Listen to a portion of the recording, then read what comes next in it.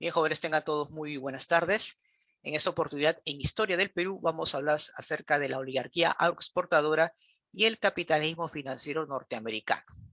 A ver, en primer lugar, ¿qué es la palabra oligarquía? Bueno, significa el gobierno de unos pocos, es decir, va a ser un periodo en el cual los que van a gobernar el país pertenecen pues a los grupos dominantes, principalmente que se van a dedicar a la agroexportación de materias primas en beneficio primero de los intereses del capital británico y luego de los Estados Unidos. Recuerden que después de la Primera Guerra Mundial, jóvenes, el capital británico va a ser desplazado de nuestra economía por el capital norteamericano, ¿correcto? Y a partir de ahí, pues, vamos a depender económicamente de ellos, ¿sí? Muy bien, entonces, digamos, es un tema muy importante que hay que tomar en cuenta. Ahora, cuando hablamos de la oligarquía agroexportadora, nos estamos refiriendo a la república aristocrática, un término que Jorge Basadre había obviamente acuñado en sus grandes obras, donde demuestra que era un periodo donde las clases dominantes, principalmente dedicadas a la agroexportación de materias primas, al mundo de las finanzas, eran dueños de yacimientos mineros, gobernaban, pero no eh, para el beneficio de la población, sino un, para un beneficio personal. Principalmente quienes se van a beneficiar pues son las clases dominantes, ¿correcto? Muy bien, entonces vamos justamente a empezar con ello. A ver, entonces diríamos pues, perdón, empezaríamos con lo que es la república aristocrática, ¿no? En el cual pues van a ser gobiernos que van a estar en manos de esta oligarquía agroexportadora representadas en el partido civil, que claramente van a depender del capital británico, ¿correcto? Muy bien. Vamos a ver acá rápidamente algunas características de la República Aristocrática. Primero, esta coalición nacional. A ver, después de la guerra con Chile, la clase dominante no podía gobernar el país porque estaba en un caos, crisis económica, conflictos sociales. Entonces los militares van a justamente utilizar la fuerza para poder controlar ese caos y beneficiar al capital británico y también a mantener los privilegios de las élites, de las clases dominantes. Cuando Cáceres, en su segundo gobierno, durante la reconstrucción nacional, eh, claramente pues ya era un personaje desgastado, ya no le era útil a la oligarquía, deciden apoyar al caudillo Nicolás de Piérola, este hombre que ven aquí, ¿no? Nicolás de Piérola, con el apoyo de los civilistas, forman una coalición contra Cáceres y lo derrocan a Andrés Sabino Cáceres. Y va a ser Piérola el puente de transición entre los militares y la vuelta del poder de los civilistas. Por eso que los libros de historia del Perú, a este periodo también se le conoce como el segundo civilismo, pero no mencionan a Piérola.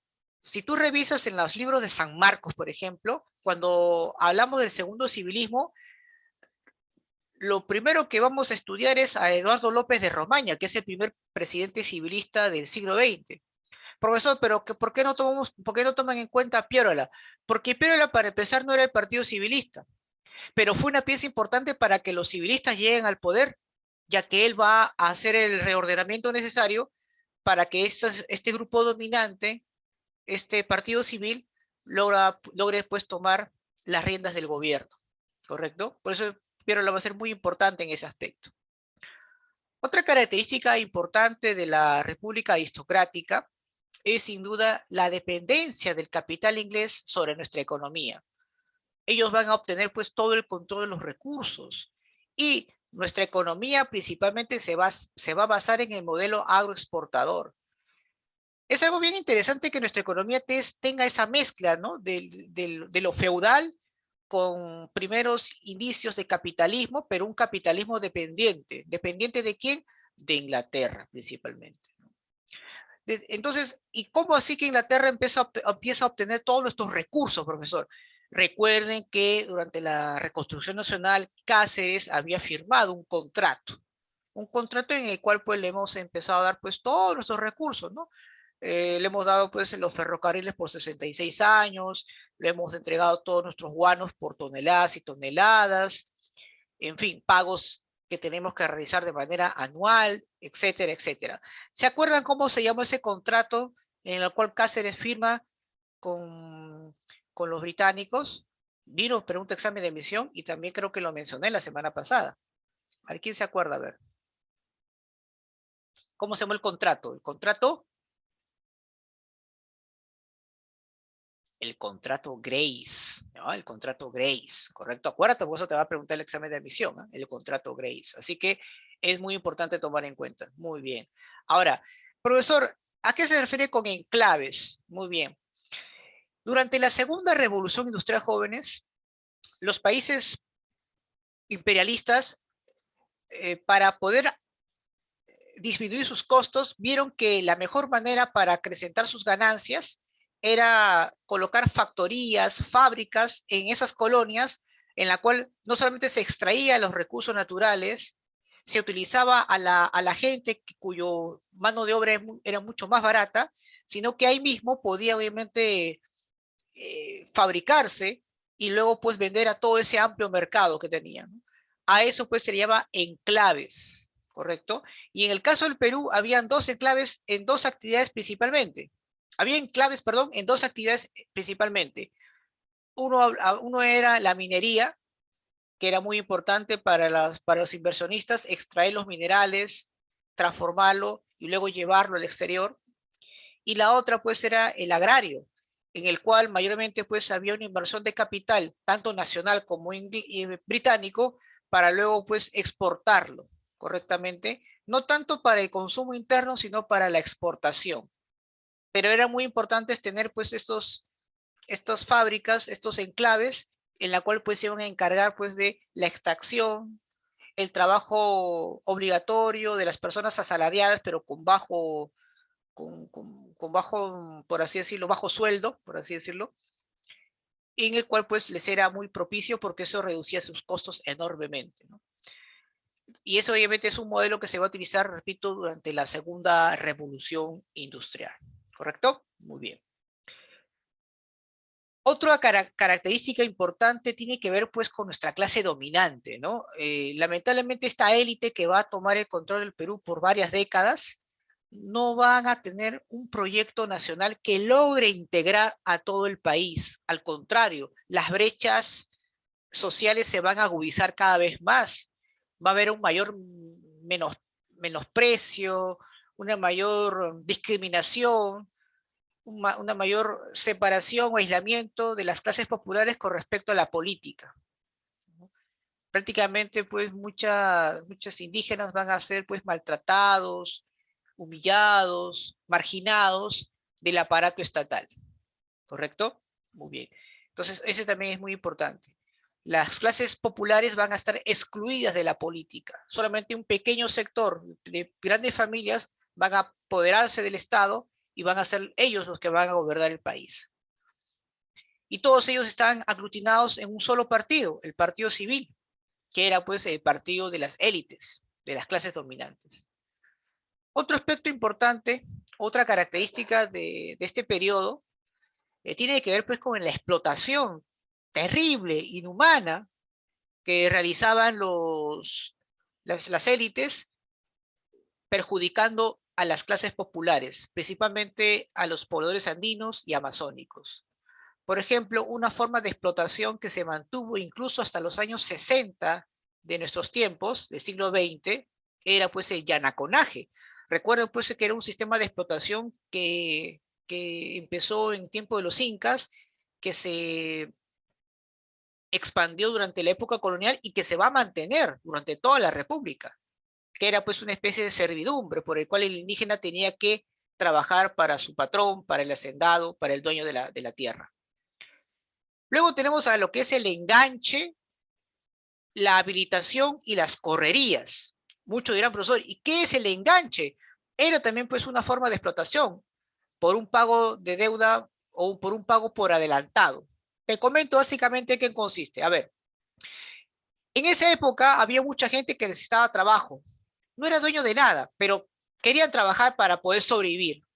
Aprovechando esas carencias, gente malintencionada que tenía grandes negocios, era dueños de minerías, de tierras, contrataban a los enganchaderos, es decir, hombres que les buscaba trabajo, pero con unas condiciones prácticamente de esclavitud.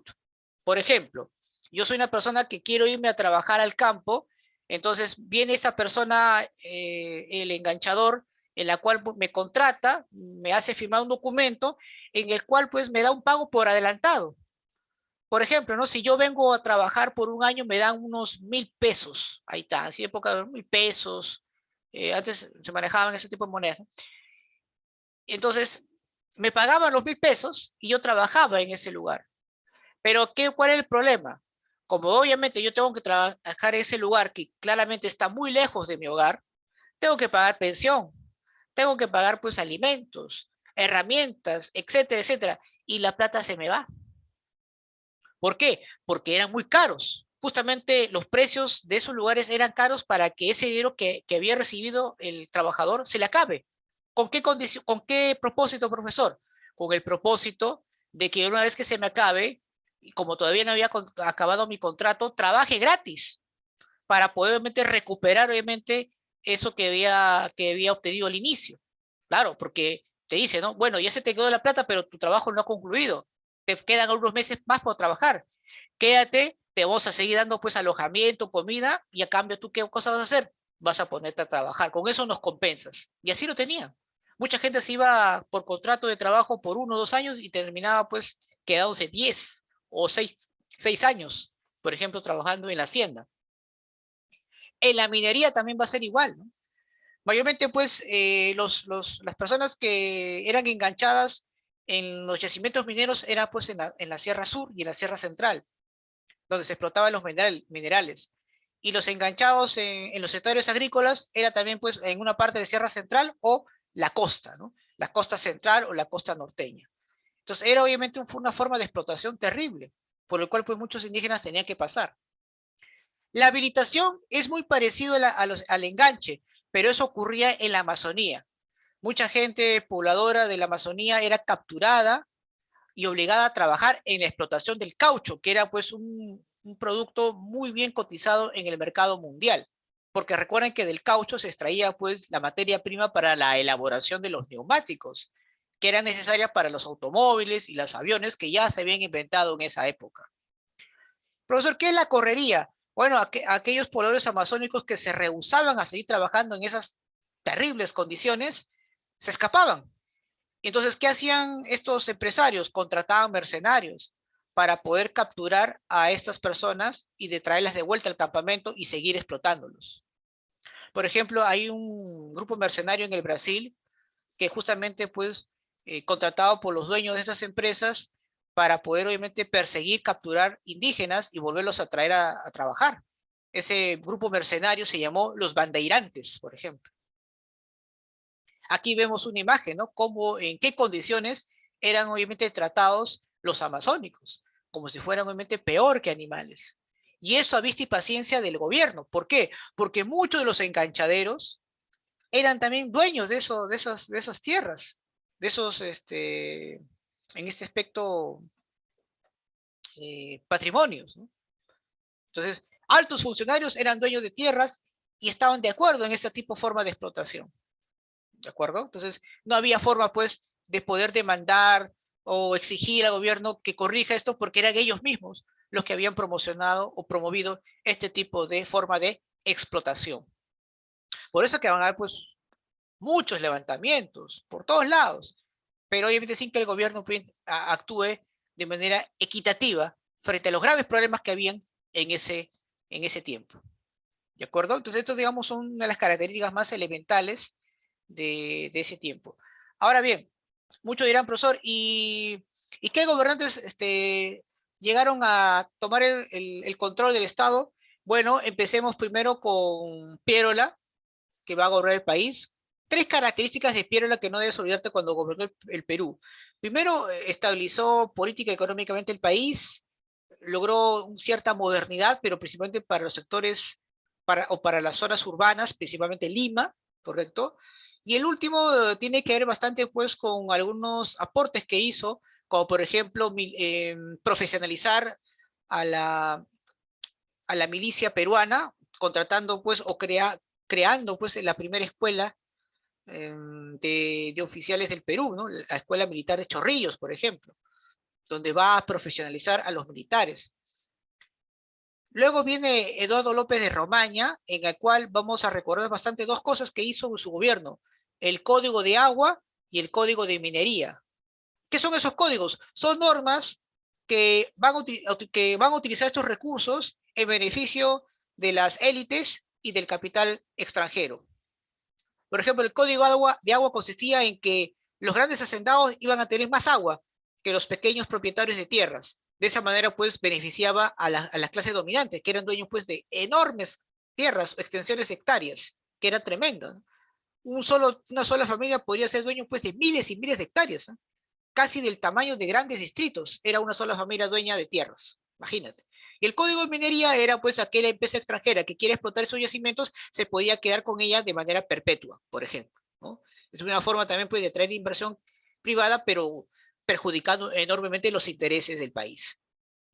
Tenemos pues a Eduardo, bueno, después de López Romaña, le sigue Manuel Candamo, pero no terminó su gobierno, murió repentinamente, no terminó de culminar, pero recordamos bastante pues unas leyes de ferrocarriles que buscaban pues implementar esta forma de integración nacional, pero en beneficio pues de las actividades comerciales y mineras de los capitales extranjeros, básicamente, no en beneficio de la ciudadanía.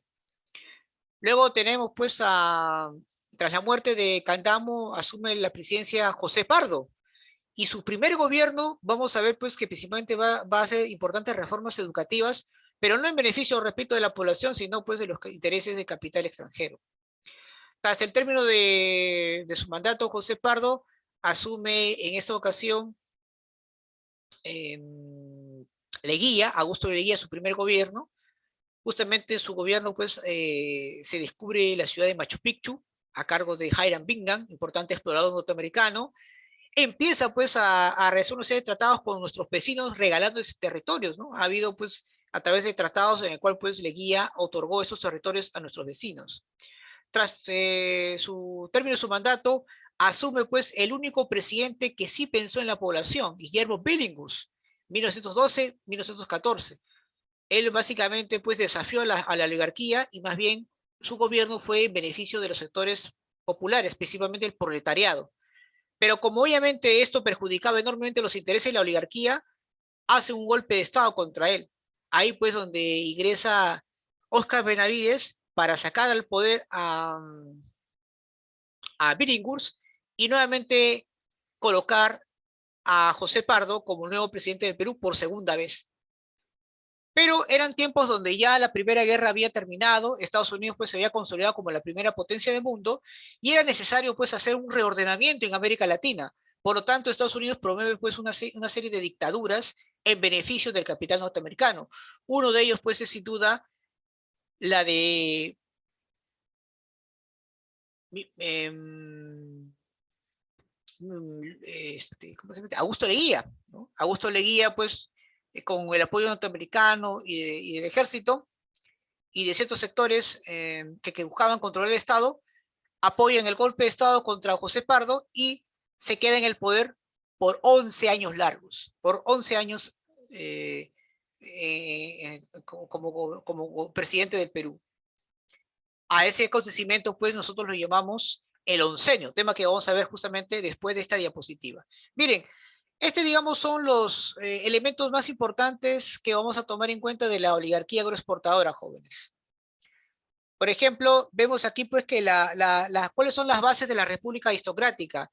Para empezar, tenemos al capital extranjero, cuyo predominio del capital inglés va a estar reflejado en el cual va a controlar el Banco del Perú, van a ver pues el Banco de Londres, claramente pues hay una intervención importante en el mundo de las finanzas inglesas en nuestra economía. Estaba también pues ahí activa la Peruvian Corporation, que es justamente la que iba a administrar los recursos del Perú en beneficio del capital británico. La otra base de la República Aristocrática está en el gamonalismo, hombres dueños de extensiones de vastos territorios, principalmente en la Sierra Central y Sierra Sur, ¿no? Los famosos gamonales. terratenientes, pues que junto en alianza con la oligarquía agroexportadora van obviamente a explotar a las masas campesinas. Era pues sin duda una situación terrible que pasaban los indígenas en esos tiempos, donde el gamonal pues era dueño absoluto, no solamente de las tierras, sino también de la vida de estos, de miles y miles de campesinos. Y bueno, otro aspecto importante de la República Aristocrática es sin duda pues la presencia de la clase trabajadora, de la clase obrera, de los campesinos, los mineros, que eran pues claramente los sectores más explotados durante la República Aristocrática. ¿No? Esto es interesante porque a pesar de que nuestra actividad económica se basaba en el latifundio, en la agroexportación, habían pues indicios de capitalismo aquí en nuestro país. Había una combinación pues, de un capitalismo dependiente y una economía que se basaba en el latifundio, ¿no? De básicamente de feudalidad, si queremos realmente llamarlo así. Entonces también es interesante siempre tomar en cuenta, jóvenes. Y bueno, pues al aparecer pues esta clase, una nueva clase social es el proletariado, en la cual van a coger una ideología que estaba muy de moda en Europa, que era el anarquismo. Aquí pues surge en el Perú lo que es el anarcosindicalismo, principalmente propuesta o promovida por el gran poeta y escritor, ¿cómo se llama este? Ya me olvidé su nombre, a ver, el que hizo el ensayo de Politeama, Manuel González Prada, ¿de acuerdo? Manuel González Prada, ¿correcto? Ahora, en el caso de Perú, el anarquismo fue una ideología que tuvo mucha acogida en el proletariado peruano, más no el socialismo. El socialismo mayor sí recayó con mucha simpatía en Europa principalmente, ¿no? Pero acá en el Perú, obviamente, y en gran parte de América Latina, no, obviamente, el socialismo no llegó a tener impacto, justamente porque Estados Unidos quería evitar porque estas ideas lleguen acá, a esta región, ¿no? Entonces, es muy importante ver pues acá las bases de la República Aristocrática, ¿no? El papel, la función que cumple Gamonal, el capital extranjero y los sectores populares, ¿no? Como el proletariado, la masa indígena y también pues los trabajadores en las minas. Entonces, es importante siempre tener en cuenta cada uno de estos aspectos, ¿sí? Muy bien. Perfecto. Antes de hablar sobre el gobierno de Augusto Bernardino Leguía, chicos, de repente alguna pregunta que quieran hacer hasta aquí sobre la República Aristocrática, alguna inquietud, alguna duda.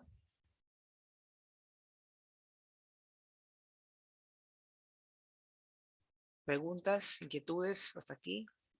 ¿Ninguna?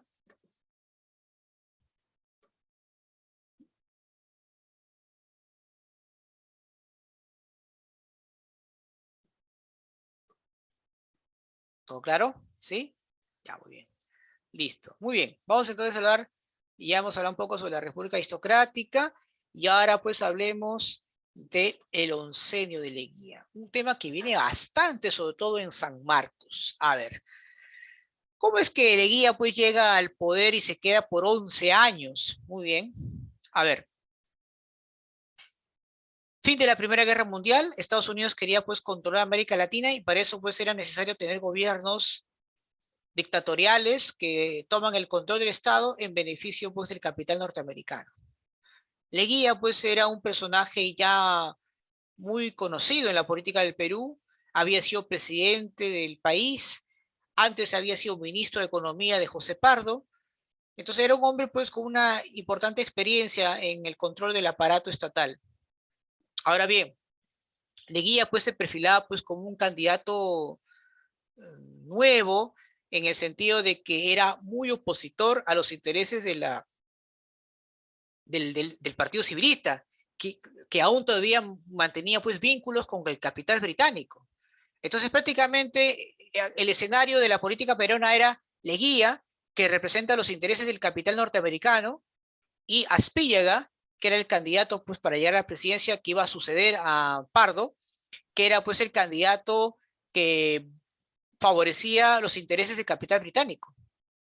Y como ya Inglaterra pues había perdido fuerza en esta parte del continente, Estados Unidos pues aprovecha esa debilidad e impone pues su voluntad y llega y pone en el poder al Augusto Bernardino Leguía. Leguía pues llega gracias al apoyo de los Estados Unidos, gracias al apoyo de un sector importante del ejército y de algunos sectores populares, principalmente las clases medias. Era un sector obviamente que estaba naciendo en esa época. Profesor, si me preguntan en algún examen de admisión qué vendría a ser pues el oncenio de Leguía, ¿qué debería responder? Pues tú dirías pues que era una dictadura cívico-militar, porque era un civil, pero apoyado por el ejército para que la dictadura sea permanente, donde el capital inglés pues va a ser desplazado por el capital norteamericano. Leguía es el que le va a poner fin al partido civilista, es decir, le quita a la vieja oligarquía exportadora el poder político. Nunca más la vieja oligarquía va a tener un representante para poder ser presidente del Perú, ¿no? Leguía acaba con esa hegemonía del partido civilista. Vamos hoy día a recordar algunos aspectos fundamentales, jóvenes, de Leguía con respecto pues al ámbito político, al ámbito social y económico. Por ejemplo, su gobierno, que posiblemente pues te venga como pregunta de examen de admisión, su gobierno se va a caracterizar.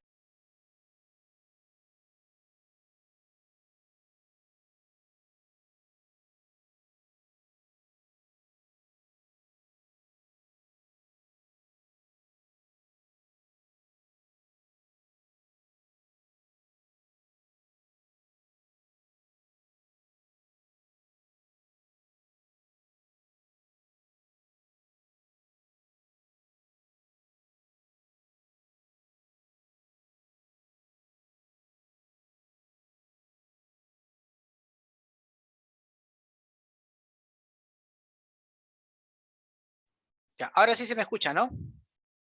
Parece que está habiendo una interrupción ahí. Sí, profesor. Sí. Pero lo que dije anteriormente sí se estaba escuchando, ¿no? Hay una retroalimentación rápido, ¿ya? A ver, se había dicho pues que el oncenio de Leguía es considerado pues como una dictadura cívico-militar, donde el capital británico va a ser desplazado por el capital norteamericano, y que cuyo principal característica de Leguía es que pone fin al partido civilista, ¿no? Con Leguía, pues, ninguna otra ocasión el partido civil va a llegar al poder, ¿no? Es decir, el partido que representaba a las élites no van a poder llegar a alcanzar el poder, ¿no? Leguía, pues, le quita toda esa posibilidad, ¿sí? Muy bien. Les había comentado que vamos a ver unos aspectos importantes de los años de Leguía, por ejemplo, en el ámbito político. A Leguía también se le conoce a su gobierno como Patria Nueva. Ahora, Patria Nueva tiene dos significados, jóvenes, que hay que tomar en cuenta porque te puede venir una pregunta de examen de admisión, cosa que ya lo hicieron, ya vino anteriormente, con anterioridad. A ver, profesor, ¿qué podría significar Patria Nueva? Significa que su gobierno es moderno. Él plantea pues un cambio dramático, importante, con respecto a que él va a traer la modernidad al país, cosa que no es tan cierto. La modernidad mayormente va a ser acá en Lima. Y segundo, es un gobierno anticivilista en el cual se va a caracterizar principalmente pues, por ser el que va a acabar con el poder político de la oligarquía agroexportadora. ¿Correcto? Entonces es importante el concepto de patria nueva, que él mismo lo menciona, ¿no? Que era una de las características más importantes de su gobierno, era su sello, ¿no? De Leguía, el tema de la patria nueva, ¿no? Su sello simbólico, ¿no? O su símbolo que tenía Leguía con respecto a su gobierno. Ahora, para Leguía, pues, para perpetuarse en el poder, no solamente va a utilizar, pues, incrementar el aparato burocrático y tratar de dar trabajo y beneficiar a las clases medias, sino que además, pues, va a utilizar o va a promulgar nuevas constituciones justamente para aferrarse al poder. Una de ellas, pues, es la constitución de 1920, por ejemplo, donde después le permite, pues, tener una segunda reelección. ¿Correcto? Bien. Otro aspecto importante que va a ocurrir durante su gobierno y que estoy seguro que él no lo visualizó o pudo predecir fue pues el surgimiento de los primeros partidos políticos de masas, partidos que van a representar a las clases populares, como es el caso pues del Partido Aprista, fundada por Víctor Raúl Aya la Torre, y el Partido Socialista, que ha sido pues liderada, fundada por el gran amauta José Carlos Mariátegui, ¿correcto? Entonces es importante tener en cuenta. Profesor, Mariátegui y el Partido Socialista, ¿a qué sector defendía? Al proletariado, a las masas indígenas. En cambio, el Partido del APRA, dirigido por Víctor Raúl, mayormente pues buscaba beneficiar a las clases medias, a la pequeña burguesía, como también se le conoce. Entre Aya la Torre y José Carlos Mariátegui nunca hubo pues un consenso ni formar una alianza, porque claramente tenían posiciones muy distintas. Eran jóvenes, muy efervescentes en cada uno de sus convicciones y movían masas. Eran personas pues que podían movilizar miles y miles de personas en cuestión de minutos. En el aspecto social diríamos pues que el gobierno de Leguía va a aplicar lo que es la ley de conscripción vial. Es decir, es una forma pues de pago, tributo, por el cual los indígenas tenían que trabajar temporalmente en la construcción de pistas, carreteras, sin algún tipo de compensación, ¿no? Era pues una forma también abusiva de trabajar utilizando su mano de obra, muchos de ellos pues sin reconocerle a un tipo de compensación económica. Se caracteriza también por ser una persona principalmente buscando la modernidad, haciendo pues grandes construcciones. Ahora muchos dirán, ¿de dónde consigue el dinero? Por los préstamos que Estados Unidos iba a dar. Estados Unidos considerablemente prestaba al gobierno de Leguía para mantener no solamente al aparato burocrático contento, sino pues para evitar pues cualquier tipo de atentado, conspiración contra su mandato. ¿Correcto?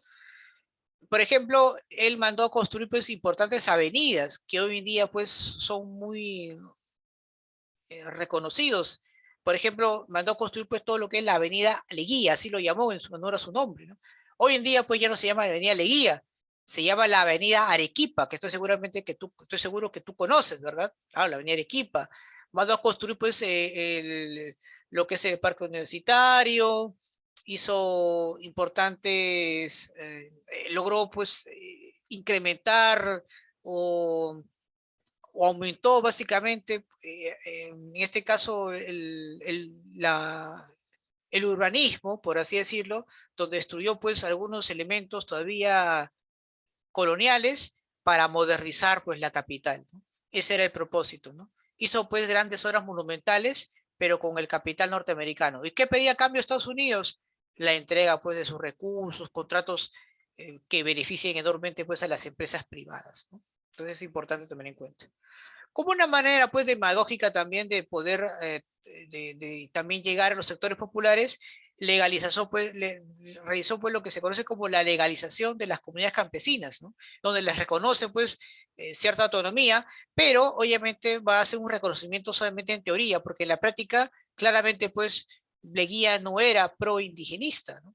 Con la ley de complicación vial, con los enganches que aún todavía se siguen dando, claramente puede ser un gobierno pues que no iba a beneficiar a los sectores populares, sino a los sectores dominantes de la élite nacional y el capital extranjero. Otro aspecto importante, jóvenes, con respecto al gobierno de Leguía en el ámbito social, es pues el apoyo que le va a dar a Leguía las clases medias, la pequeña burguesía. Esta pequeña burguesía que con el tiempo se va a convertir pues, en una burguesía industrial y que va a desplazar a la vieja oligarquía agroexportadora. En estos momentos era una clase que todavía estaba formándose y no era rival de la oligarquía agroexportadora en ese momento.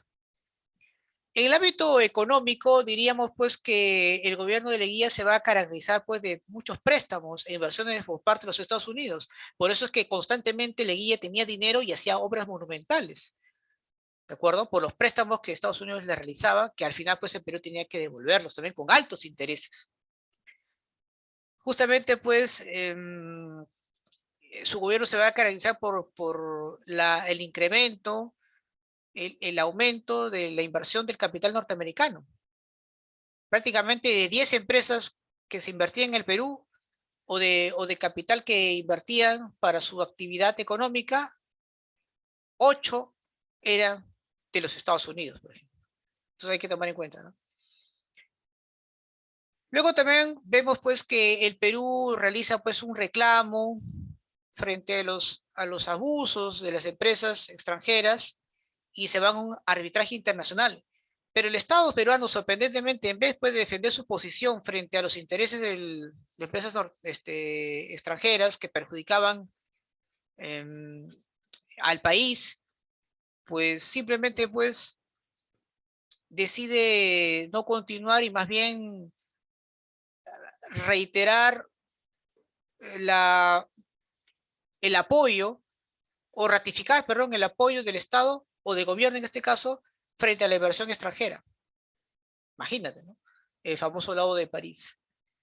Y por otro lado tenemos por las grandes obras públicas que justamente les mencioné, ¿no? La ampliación de pistas, carreteras, la expansión pues del urbanismo, más apoyo a las clases medias, a la pequeña burguesía, que era pues el sector favorito de Leguía por el cual siempre quiso apoyar. Vamos a recordar también bastante jóvenes con respecto a Leguía, los tratados, en el cual pues claramente vemos que en este mandato que va a tener de 11 años también va a otorgar territorios que claramente pues iban a perjudicar los intereses del país. Por ejemplo, el famoso Tratado Salomón Lozano, donde le cedimos todo el trapecio amazónico a Colombia. Muchos dirán, profesor, ¿y por qué Leguía hizo esos tipos de tratados que perjudicaban al país? Mayormente por la presión de los Estados Unidos. Recuerden que en esa época, o perdón, hace años atrás, en finales del siglo XIX, Estados Unidos le arrebata a Colombia lo que es Panamá. Panamá antes era de Colombia. Y ahí pues construye el canal de Panamá. Como una manera pues de compensación por tomar, por controlar Panamá, Estados Unidos le pide al Perú que le ceda pues un pedazo de territorio para que Colombia tenga acceso a la Amazonía, ¿no? Al Amazonas. Leguía, pues, que era claramente pro-norteamericano, accede y le entrega, pues, miles de kilómetros cuadrados a Colombia, todo lo que es la zona de Leticia, el trapecio amazónico. Pero también, casi finalizando su gobierno, va a llegar a un consenso con Chile, en el cual, pues, Tacna va a regresar a suelo patrio, pero esta vez Arica se queda definitivamente para ese país. Claro, ahí no se dio, pues, sin duda, un plebiscito. Chile nunca quiso que eso ocurriera porque sabía que iba a perder, pero sí llegó a un acuerdo con Leguía, ¿no? Que era básicamente, pues, que Tacna se reinserta el suelo patrio, el famoso Tratado de Lima, ¿de acuerdo? Que es algo también que hay que tomar en cuenta. Ahora, un dato interesante, jóvenes, con respecto a ello, es que Chile también tenía la voluntad de poder llegar a un entendimiento con Perú, porque en ese tiempo ya tenía problemas limítrofes con la Argentina. Si no fuera por esa situación, tengan en cuenta que Chile nunca habría logrado tener un tipo de comunicación con el Perú para resolver este asunto, porque claramente ya se había zanjado eso hace muchos años atrás, cuando Chile se negaba constantemente de realizar el plebiscito. Es por eso pues que en ese tiempo, en 1929, Tacna pues se reincorpora al país. ¿Por qué cae Leguía, profesor? ¿Cuáles son las razones por las cuales su régimen cae si ha estado pues 11 años en el poder? Claro, la caída de Leguía mayormente se debe a factores externos. En ese momento pues se dio la Gran Depresión, donde Estados Unidos pues tuvo serios problemas económicos y ya no le podía prestar más dinero a Leguía para que reciba, pues, para que haga más obras o mantenga contento a la burocracia estatal. Lamentablemente, pues con la crisis, Estados Unidos dejó de prestar dinero a Leguía, las obras se paralizaron, muchos inversionistas norteamericanos se van del país porque ya no quieren seguir colocando su dinero porque no, hay una incertidumbre, hay desempleo, pobreza, por lo tanto la gente pues lo que va a hacer es, en este caso, ir contra, contra Leguía, y ese escenario va a ser propicio para que la vieja oligarquía exportadora vuelva a tomar el poder, a la cual pues a través de Luis Sánchez Cerro le dan un golpe de Estado contra Leguía. Y es así pues que termina su gobierno para dar paso pues al tercer militarismo.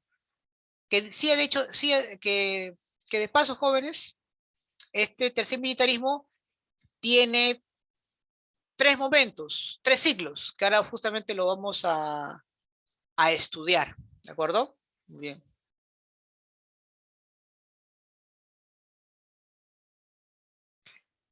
Preguntas, chicos, hasta aquí, ¿se escucha bien? ¿Hay alguna interrupción? ¿Se escucha fuerte y claro?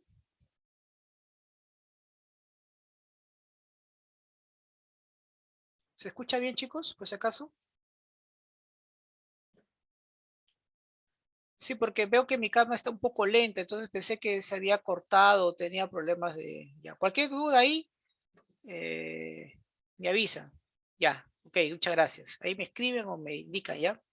Lamentablemente la conectividad es algo que nos sucede siempre, nos da a veces problemas, ¿sí o no? Muy bien. Perfecto, perfecto. Muy bien. Profesor, de todo esto, ¿qué preguntas más vendrían de Leguía? Te recomiendo que te enfoque bastante en lo que es Patria Nueva, que te concentres en los partidos de masas que surgen en ese tiempo de Leguía. La ley de construcción vial, también. La dependencia del capital norteamericano sobre el gobierno de Leguía. Y sobre su decaimiento, ¿no? Sobre el fin de su régimen. Ahora esto va en cadena, pues, ¿no? Porque claramente, pues, cuando Leguía pues, ya no tenía cómo mantener a su aparato burocrático y estatal, lo abandona. Los medios de comunicación que estaban bajo su control, pues, se pierden esa dependencia con Leguía y simplemente, pues, decide ya no seguir apoyándolo. Ya no se hacen más obras. Las clases medias lo van abandonando. Entonces, todo obviamente se dio en este momento tan complicado que era, pues, la caída del crack del 29. Profesor, ¿qué hubiera pasado si no hubiera, si no hubiera existido la Gran Depresión? ¿Leguía hubiera todavía, se hubiera mantenido en el poder? Claro, porque recuerden que Leguía estaba próximas de cumplir un nuevo mandato. Es decir, su régimen iba a durar hasta el año de 1933, ¿no? Pero en el año 30, pues cae Leguía por el caos que se estaba generando, pues producto de la crisis internacional. Y eso va a ser aprovechado por la vieja oligarquía exportadora, en la cual puede utilizar a Luis Sánchez Cerro para poder dar el golpe de Estado. ¿Ya? Muy bien.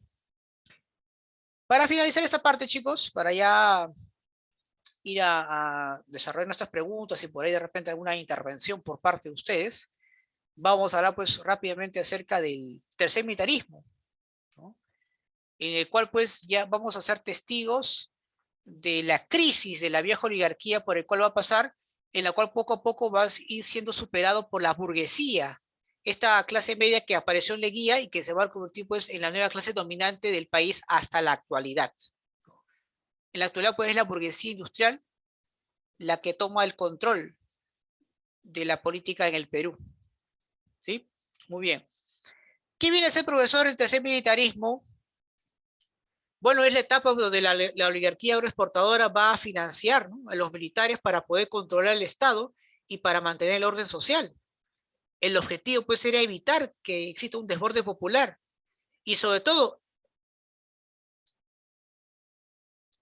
evitar que el APRA o el Partido Socialista, que eran los partidos de masas, lleguen al poder, porque claramente pues eso iba a beneficiar a las masas, ¿no? Como yo mencioné, el tercer militarismo tiene tres ciclos, jóvenes.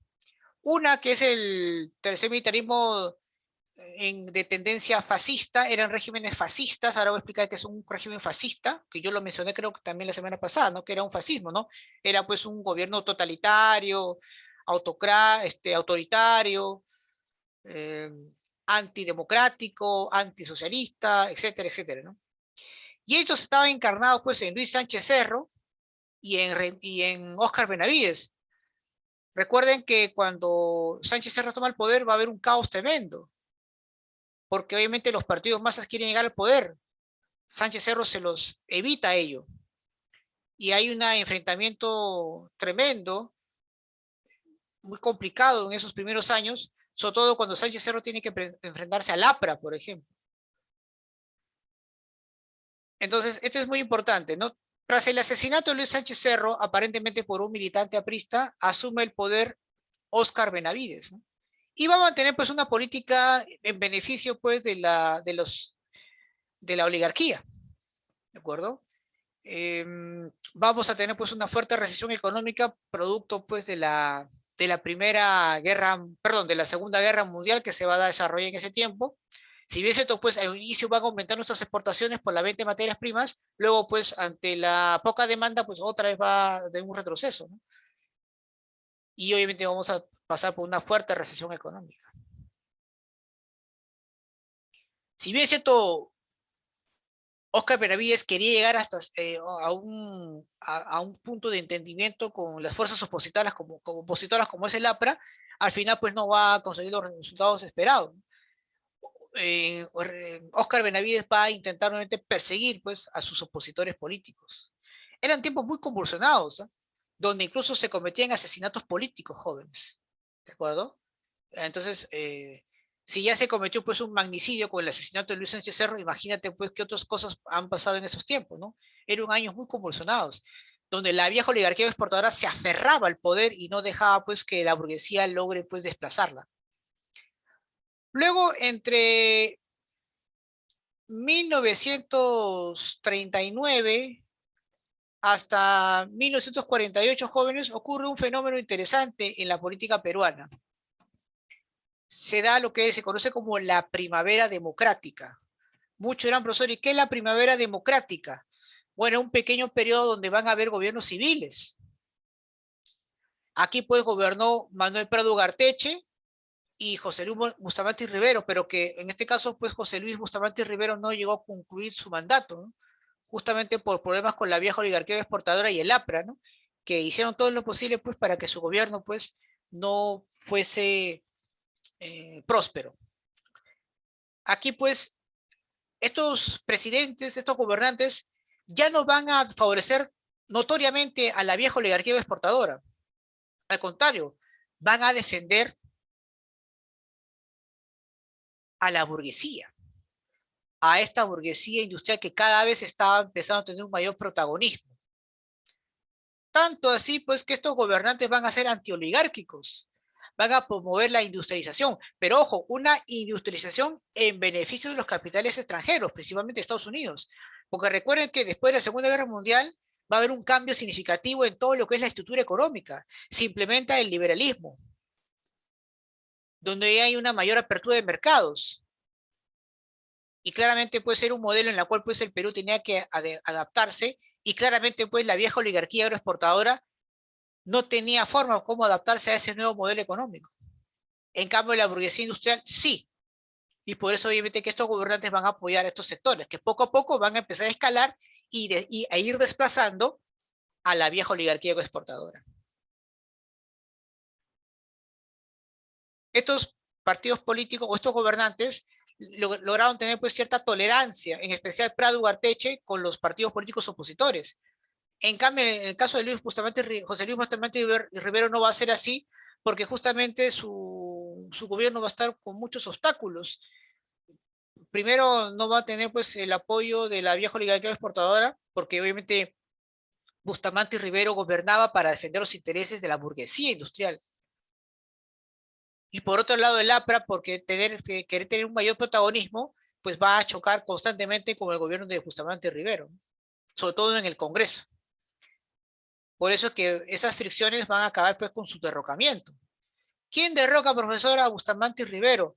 Lo derroca pues su ministro de guerra, su ministro pues del interior, en este caso pues es el señor Manuel Odría, ¿no? Y él va a quedarse en el poder por 8 años, jóvenes, 8 años en el poder. ¿De quién estamos refiriéndonos? Estamos hablando pues de Manuel Odría, ¿no? El ochenio, ¿de acuerdo? Entonces ver esa parte, ¿no? El ochenio de Odría. Al inicio su gobierno va a favorecer pues a la oligarquía, jóvenes. Eso no hay vuelta que darle porque obviamente Odría pues va a ser apoyado por la vieja oligarquía para destronar, para sacar del poder a Bustamante y Rivero. E incluso él implementa pues la ley de seguridad interior para perseguir pues a los opositores políticos, en especial al APRA, ¿no? Pero lamentablemente ante la presión norteamericana, Odría va a tener que aplicar el modelo liberal, ¿no? La economía va a ser pues de tipo liberal, en el cual pues perjudicaba enormemente pues a los intereses de la oligarquía exportadora y favorecía a la industria, perdón, favorecía a la burguesía industrial que dependía del capital norteamericano. Aquí también su gobierno se va a caracterizar, jóvenes, por las primeras grandes migraciones que se van a dar del campo a la ciudad. Y como parte de ese proceso, de esa dinámica social, el ciudadano de provincia la persona que llega de una zona rural a la zona urbana, con todas las carencias que obviamente va a tener, se empieza a forjar una identidad de ese migrante.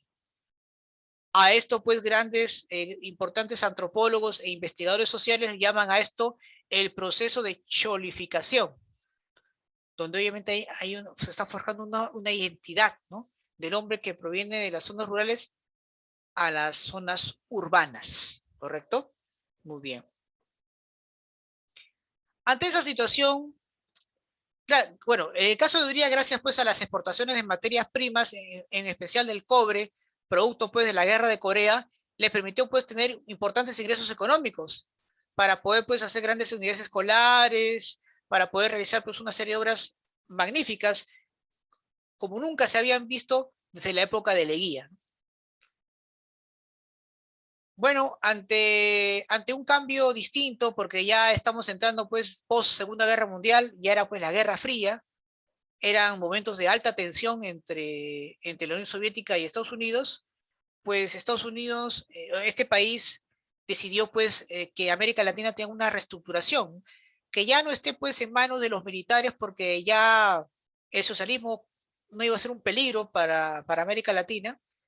Entonces era necesario pues implementar, promover gobiernos democráticos, pero que están obviamente bajo las órdenes de los grandes intereses corporativos, ¿no? De las grandes transnacionales. Entonces es por eso que le quitan, le dan la espalda a Odría, ¿no? Odría prácticamente empieza a perder presencia y es así pues que al terminar su mandato se dan nuevas elecciones y otra vez pues sale elegido, en este caso por segunda vez Manuel Prado Ugarteche, años 60, en el cual pues va a seguir apoyando pues a la burguesía industrial, perjudicando pues a la vieja oligarquía exportadora. Profesor, ¿y en qué época cae la vieja oligarquía exportadora? Cae pues con la reforma agraria, en los años 70, con el gobierno de las Fuerzas Armadas, tema que vamos a ver justamente la próxima semana, ¿no? La otra semana vamos a hablar sobre el reformismo y el neoliberalismo en el Perú. ¿Ya? Repito, la otra semana vamos a hablar sobre el reformismo y del neoliberalismo en el Perú. ¿De acuerdo? Muy bien, chicos. A ver acá. A ver. Bien, ¿alguna pregunta de repente que quieran hacer hasta aquí sobre el tema de hoy? Para desarrollar ahorita las preguntitas que tenemos ahí. ¿Alguna inquietud, duda, preguntas que tengan sobre este tema, chicos? A ver, pregunten, no hay problema. Esto es importante, pues, poder eh, comentar, pues, algún tipo de inquietud que tengan, dudas con respecto, pues, a estos acontecimientos que han ocurrido, pues, desde inicio del siglo XX hasta, pues, los años 50. Hemos hecho un recorrido, pues, de 50 años, ¿no? Desde el siglo XX y hemos concluido, pues, con Manuel Odría. Post Segunda Guerra Mundial, en plena Guerra Fría. ¿Mm? En plena Guerra Fría. ¿Algún comentario por ahí, chicos? ¿Alguna duda?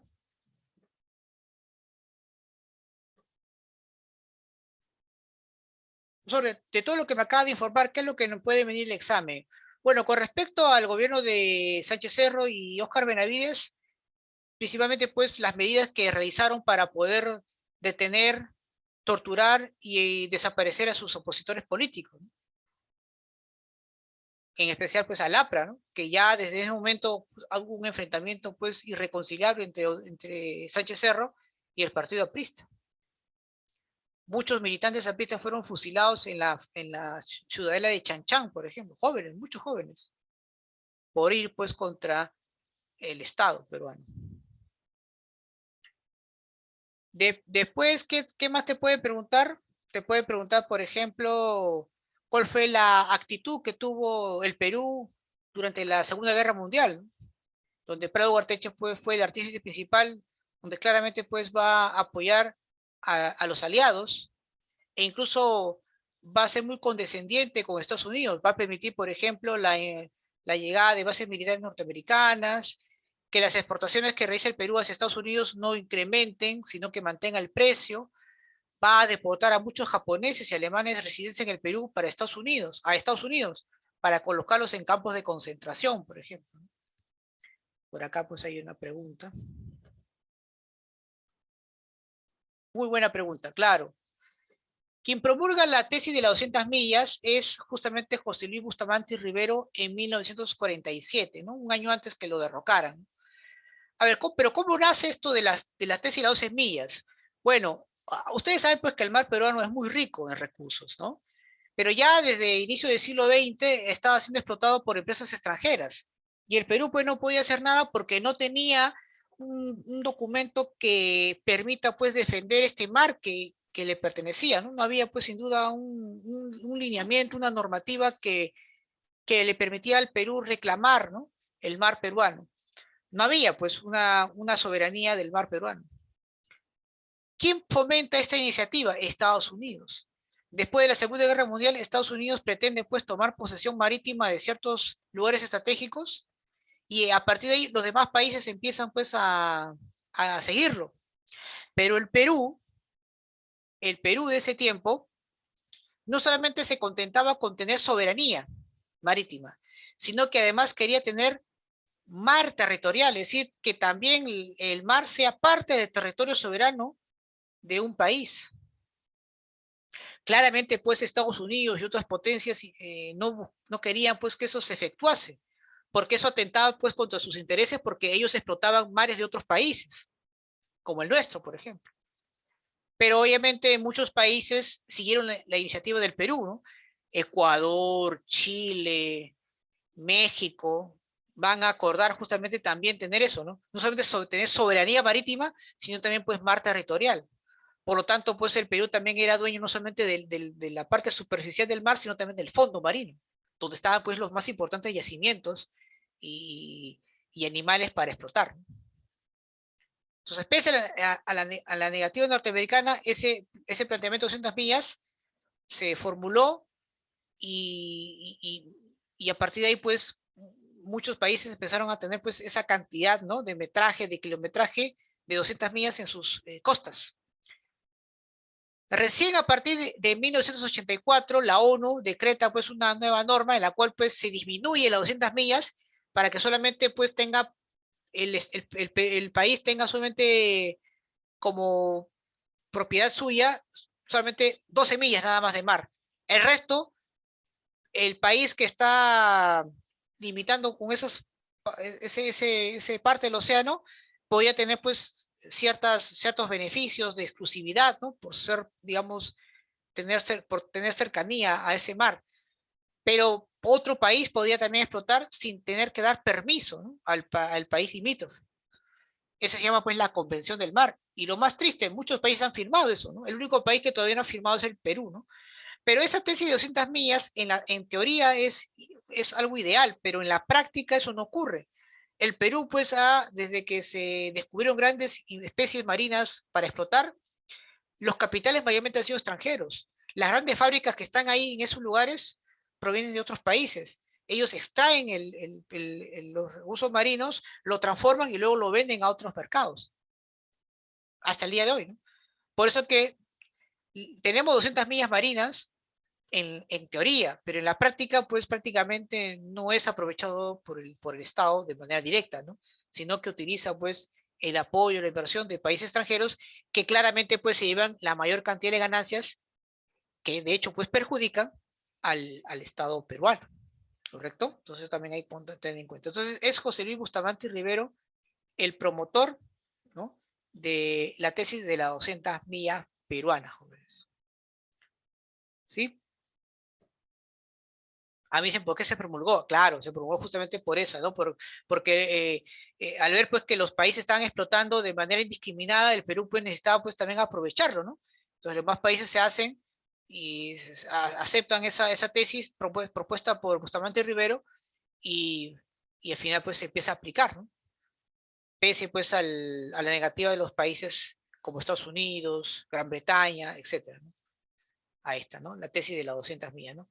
¿Cuál es el propósito? Bueno, aprovechar los recursos naturales, preservar pues la biodiversidad, dar trabajo a los peruanos, alimentarse justamente de esos animales que provienen del mar, en fin, ¿no? Son, digamos, algunas um, propuestas o fundamento por el cual el Perú pues reclama tener 200 millas marítimas. ¿De acuerdo? Muy bien. ¿Alguna otra pregunta de repente, chicos, que quieran hacer hasta aquí? ¿Alguna duda?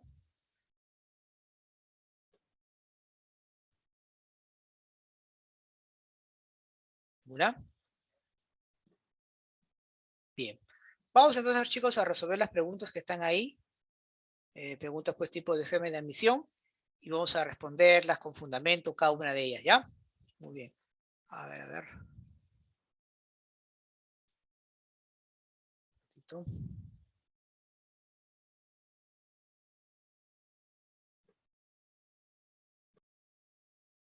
A ver, primera pregunta. Ahí espero su participación de cada uno de ustedes, chicos. Es importante también, pues, que ustedes interactúen conmigo para que la clase, pues, sea obviamente bien interactiva en ese aspecto. A ver, empecemos.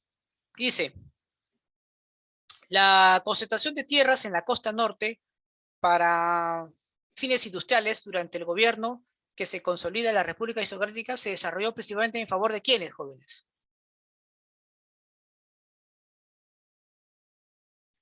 De los gamonales y los minifundistas, de la burguesía comercial peruana, de los militares, la burocracia civil, las comunidades campesinas o de los capitales extranjeros principalmente. ¿Qué dices? ¿Cuál que sería la respuesta? Recuerden pues que muchas normas que hicieron estos gobiernos de la República Aristocrática era para favorecer pues a la industria agroexportadora de las familias oligárquicas, pero también pues para el capital inglés principalmente, ¿no? Claro, ¿no? La letra E, muy bien, Brenda, excelente. Bien, la E. Dos. La reivindicación laboral más significativa de la clase trabajadora conseguida en 1919. Ah, esta es una cosa que también me había olvidado, chicos, pensionales que nos pueden preguntar. ¿Ah? Miren, ante los sindicatos que ya se habían organizado, los trabajadores habían presionado a muchos gobiernos de la República Aristocrática, a Leguía, al propio José Pardo en su primer gobierno. Pero justamente eh, en 1919, antes que Pardo sea derrocado, hubo pues una importante manifestación, huelgas, protestas. Por lo tanto, pues José Pardo decide pues otorgar una ley muy importante que hasta el día de hoy pues sigue siendo muy valorada, pero que en muchos casos a veces ni siquiera se cumple como tal. La ley de las 8 horas a nivel nacional, ¿no? Por ahí dicen, profe, la 2E me dicen ahí. Claro, las 8 horas de trabajo. Muy bien, correcto. Ahora, si bien es cierto, Billingham lo aplica, pero solamente en el Callao. Pardo lo hace a nivel nacional ante la presión pues, de los sindicatos. Muy bien. El Código de Agua y la Minería, promulgado por Eduardo López de Romaña, benefició principalmente a quienes jóvenes. ¿A los trabajadores enganchados? No, ¿verdad?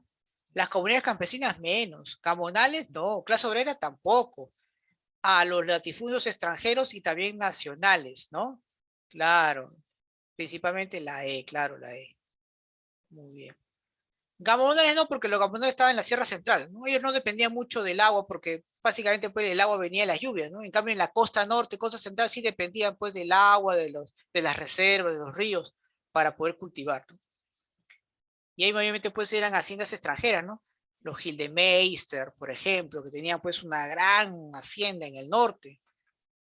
Hoy en día muchas de estas haciendas pues todavía existen, ¿no? Pomalca, Cartavio, Casagrande, son grandes haciendas, ¿no? ¿De acuerdo? Muy bien, excelente, excelente. Continuamos, a ver acá. Una de San Marquitos, ¿saben? En el año 2003, a ver, dice, en el siglo XX, la preeminencia de la inversión inglesa en la economía peruana fue desplazada por la inversión norteamericana. Este proceso se hizo a partir de qué gobierno, jóvenes. Hay un gobierno que hizo eso posible. ¿De quién fue?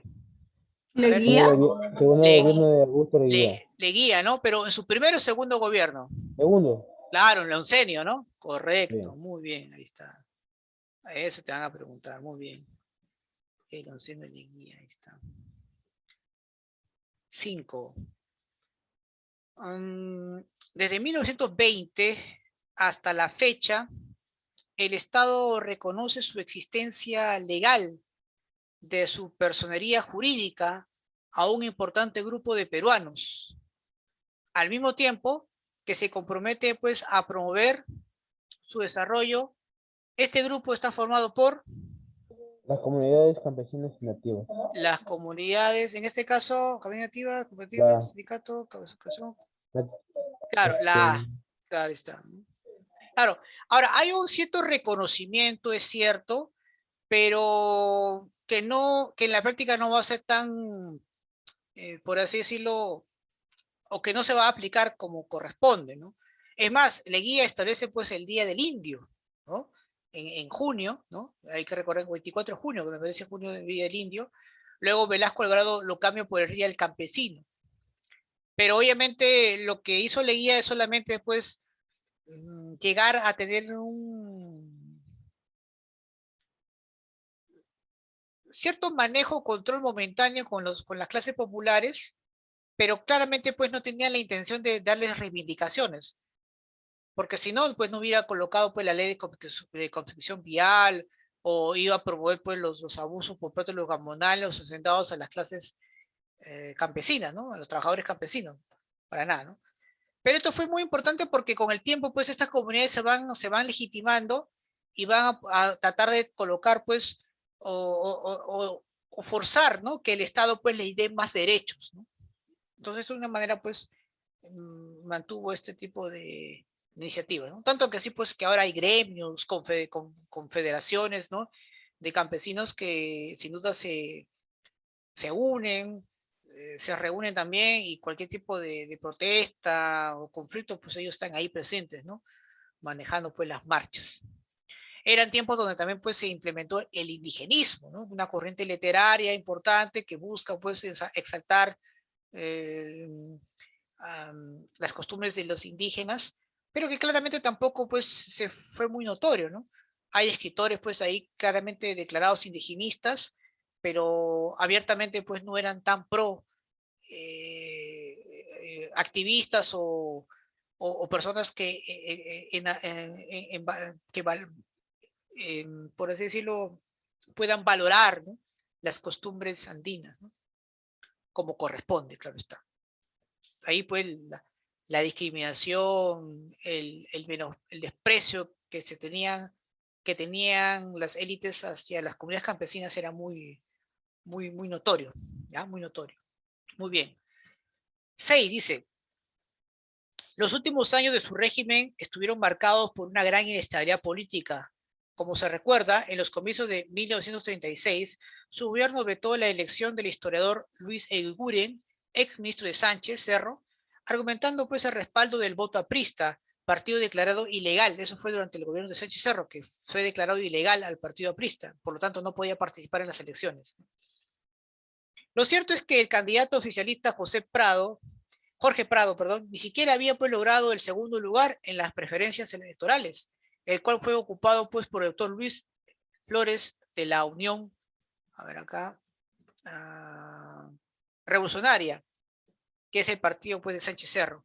Este hecho sumado a la continuidad de la persecución política a los apristas, a los comunistas e incluso urristas, determinaron pues su debilitamiento y retiro del poder. Este es un texto de Romero, Eddie Romero, del blog Clio, Perú. Recuperado esta información del texto, ahora dice, el texto se refiere a los últimos años del segundo gobierno ¿de quién? ¿De Augusto Leguía? Del segundo gobierno de, bueno, a ver, acá habla del, recuerda que los gobiernos 36, ya, ahí estaba gobernando Óscar Benavides, ¿ah? Y de tercer ¿Ya? El segundo gobierno ¿de quién? De Óscar Benavides, ya, a ver, Óscar Benavides. Eso del tercer militarismo. En el ocaso de terminar. A ver, les explico un poco más esta situación. A ver. Cuando Sánchez Cerro es asesinado, en la cual lo utilizan como chivo expiatorio, aparentemente por un militante aprista que se había disfrazado de un vendedor de helados para acribillarlo en lo que es el hipódromo de Santa Beatriz, hoy Campo de Marte. Obviamente, pues inmediatamente es elegido presidente en ese mismo momento, a pesar que Sánchez Cerro todavía no estaba muerto, sino estaba agonizando en un hospital, a Óscar Benavides. La muerte de Sánchez Cerro posiblemente haya sido un complot, no de los apristas previamente dicho, sino que utilizaron al APRA, pues obviamente como, porque era su principal enemigo declarado, entonces habría que culpar a alguien, y qué mejor pues que el APRA, que ya pues era pues sin duda la amenaza, ¿no?, del gobierno de Sánchez Cerro. ¿Por qué? Porque la autopsia demostró pues que fueron varios disparos, en el cual pues asesinaron a Sánchez Cerro. Y claramente pues no era de este supuesto militante aprista, sino pues eran de otros que obviamente claramente buscaban acabar con el gobierno de de Sánchez Cerro. Posiblemente porque estos sectores no estaban de acuerdo por un enfrentamiento con Colombia, ¿no? Porque recuerden que Sánchez Cerro no había reconocido pues el tratado Salomón Lozano que había firmado Leguía en su momento, ¿no? Claro que Sánchez Cerro quiso hacer una campaña belicista con el afán pues de distraer a la población y poder unir, ¿no? Porque era un momento muy conflictivo, ¿no?, en el cual Sánchez Cerro tenía que enfrentar. Tras la muerte de Sánchez Cerro, pues obviamente Óscar Benavides asume el poder y supuestamente su mandato iba a ser hasta el 36 para que se den elecciones presidenciales. Obviamente, pues las clases dominantes buscaban pues que salga elegido un presidente acorde a sus intereses, pero no fue así. Había pues sido elegido, en este caso, Eguiguren, por ejemplo, que era un personaje muy ligado al partido aprista, ya que el APRA no podía tener candidato, pero sí podía apoyar, ¿no? Y Eguiguren pues era un candidato que fue apoyado por el APRA. Entonces, la idea pues era que evitar a toda costa que el APRA llegue al poder, porque obviamente era un partido que en ese momento era muy contrario a los intereses de la vieja oligarquía exportadora, pero luego allá va a mutar, ¿no?, va a ir cambiando incluso de pensamiento, tanto así que en los años 40, curiosamente, el APRA se vuelve un aliado de la vieja oligarquía exportadora, que recuerdo claramente que en los años 60 se va a aliar incluso con Odría, que fue también su perseguidor en los años 40, para poder obstaculizar a, a al gobierno de Belaúnde de Terry, ¿no?, que eso también lo vamos a ver la próxima semana, ¿no? Pero miren, ¿no?, cómo es increíble pues que en política en un inicio puede ser tu enemigo, pero luego tu aliado, ¿no? O sea, en política pues no hay por así decirlo, ¿cómo les podría decir este tipo de palabras? Uno no sabe para quién trabaja en realidad, ¿no?, en política, ¿no? Porque un día puede ser tu enemigo, otro día puede ser tu aliado, ¿no? Y eso en campaña también lo hemos visto, ¿no? Últimamente, ¿no? Que aparentemente personajes que eran irreconciliables ahora pues se amistan porque hay un propósito en común en ellos, ¿no? Bueno, eso es lo que va a ocurrir justamente en ese tiempo, ¿no? Y por eso que Benavides se queda 3 años más pues en el poder hasta el año 39, hasta asegurarse pues que existe un candidato acorde pues a los intereses pues de los sectores populares, perdón, los sectores dominantes. Pero curiosamente pues cuando Prado sale elegido presidente del Perú, este personaje, en vez de apoyar a la vieja oligarquía, sigue apoyando pues a los sectores industriales, a la burguesía peruana industrial, ¿no? Y poco a poco eh, lo va a ir fortaleciendo, y poco a poco la vieja oligarquía va yendo pues desplazada. Por eso pues hablamos pues del ocaso, ¿no? El ocaso en este caso pues de la vieja oligarquía que va poco a poco se está dando cuenta que está perdiendo el poder cada vez más frente a una nueva clase social. Hoy en día, jóvenes, estos conflictos que tenemos que lo vemos reflejado en la parte política, claramente es la misma burguesía industrial, pero que está dividida en otros sectores. Hay una burguesía industrial claramente monopolista, que quiere seguir manteniendo un modelo que le fue beneficioso a partir de los años 90, y hay otra burguesía pues más bien con una visión distinta de acuerdo a los cambios que se están dando, ¿no? Entonces hay una pugna ahí. Y eso se refleja pues en la lucha de partidos políticos, como ustedes pueden ver, o en este tipo de crisis que hemos visto, ¿verdad? Que desde 2016 claramente pues hemos visto pues vacancias, hemos visto disoluciones de Congreso, hemos tenido pues, hemos pasado por varios presidentes, ¿no? En una sola temporada, ¿no? Imagínate, ¿no? Claro, esto es obviamente una pugna interna, ¿no? En esta oportunidad lo que estamos estudiando es una pugna entre dos poderes, uno que ya se está retirando y otro que está ascendiendo. Acá lo que estamos viendo es una lucha interna de un solo poder que cada vez se está acomodando, entonces va a depender acá quién de los dos obviamente es el que va a prevalecer, ¿no? Muy bien, vamos a continuar aquí. Continuamos. Víctor Raúl Ayala-Torre y José Carlos Mariátegui fundaron partidos antiimperialistas y planteaban una revolución en el Perú. Sin embargo, el primero, o sea, Víctor Raúl, creía que esta debe estar dirigida por quién. Bueno, claramente pues Víctor Raúl estaba convencido que quien debería dirigir el país iba a ser, ahí pues dice el profe, la 7, la D, la clase media, ¿no? Claro, en este caso, la pequeña burguesía, ¿no? Claro, la clase media, la pequeña burguesía. Muy bien, excelente. En cambio, Maretti mencionaba pues que lo que buscaba era pues el apoyo, debería pues buscar el apoyo del proletariado junto con el campesinado, ¿no? Ahora, ¿por qué el proletariado? Porque el proletariado pues era la clase más instruida, pero que necesitaba del poder de las masas del indígena justamente para poder obviamente tener fuerza, ¿no? Pero obviamente eso no se logró, ¿no? No se logró. Sigamos. La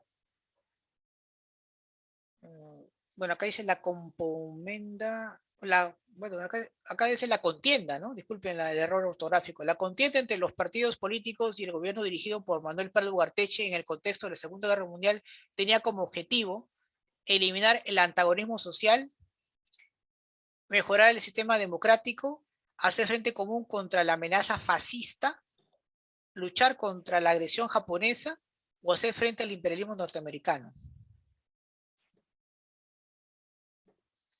Claro. Te comento, en ese instante de la Segunda Guerra Mundial había un enemigo en común, que era pues el nazismo y el fascismo.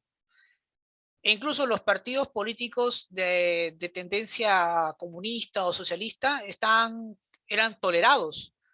Estados Unidos había ordenado a Prado que no persiga a los socialistas o comunistas y que trate de convivir adecuadamente con el partido aprista, justamente porque había que mantener la unidad frente a la amenaza pues del fascismo que estaba viviendo Europa y que era pues el enemigo común, ¿no?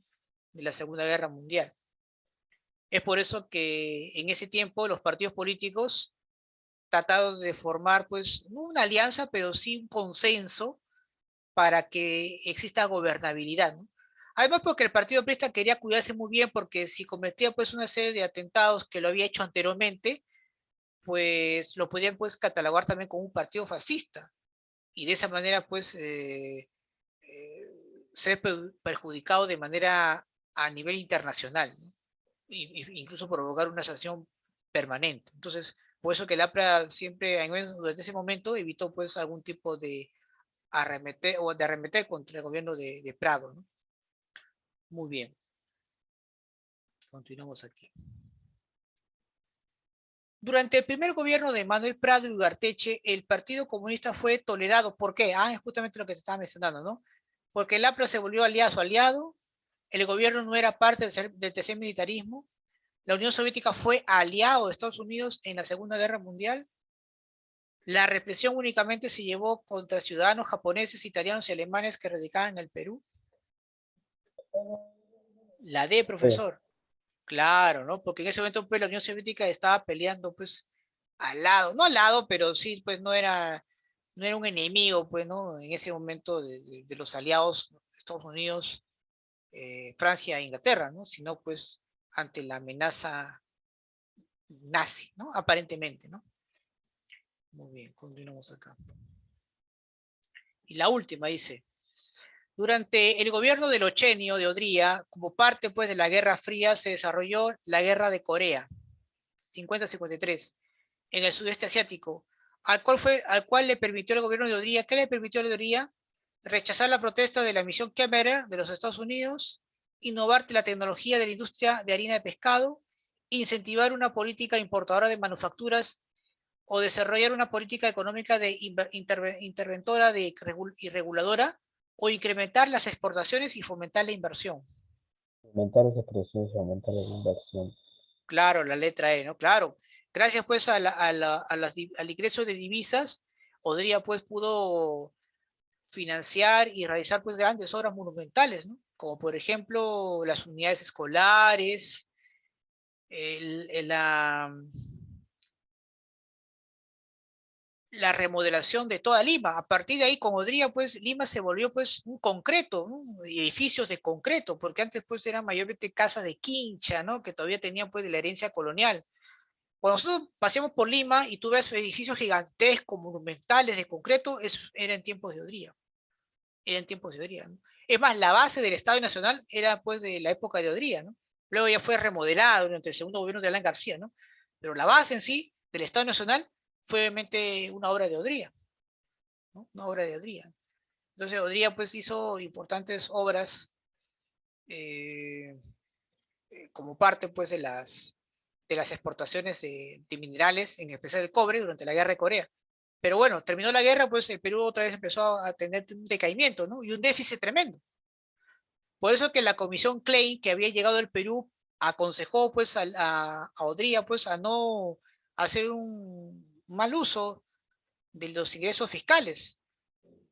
Pero Odría pues por mantenerse en la popularidad y todo ello, pues simplemente gastó, e incluso pues permitió pues que las mujeres lleguen a votar para presidente, ¿no? Recuerden que gracias a Odría, la mujer pues ahora obtiene el voto femenino para elegir su presidente.